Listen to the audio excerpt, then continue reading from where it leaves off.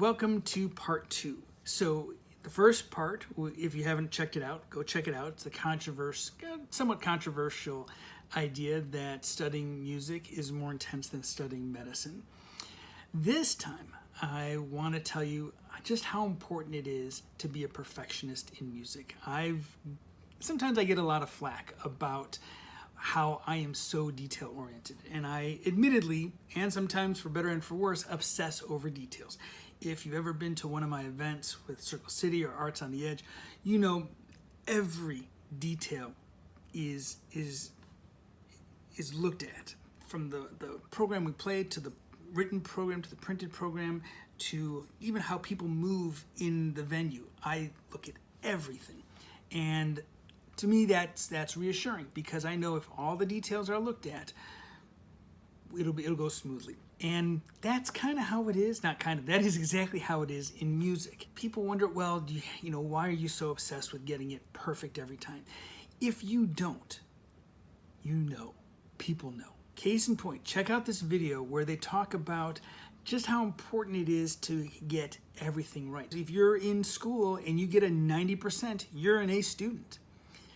Except in music. Musicians are held to an almost impossibly high standard. In fact, we typically expect nothing less than perfection from musicians. In most schools in the United States, something like a 90% average gets you a grade in the A range. That means you can get 10% of the answers wrong on an exam, or not turn in 10% of your homework, assuming the other homework is perfect, and still be considered a top performer. That doesn't seem to work in music. You're about to hear a MIDI realization, which is sort of like a computer simulation from an excerpt of Michael Jackson's Billie Jean. Pay close attention, because in a moment, some of those notes are about to change.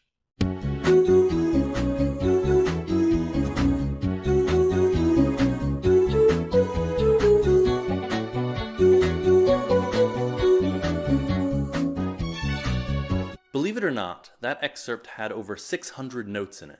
In keeping with our school standards, I should be able to miss about 60 of those notes, or 10%, and still be considered a top performer. Here's what the 90% version of Billie Jean might sound like.